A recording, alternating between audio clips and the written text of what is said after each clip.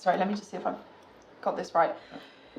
You spent the last of our savings on crypto. When you know nothing about it. First of all, I didn't spend it, I invested it. Oh. It's a business venture. You've got to spend money to make money. You bought an NFT of a monkey smoking a cigarette? No. I didn't buy it, I minted it. You don't even know what you're talking about. Not yet. But when I flip it, we're going to Bali.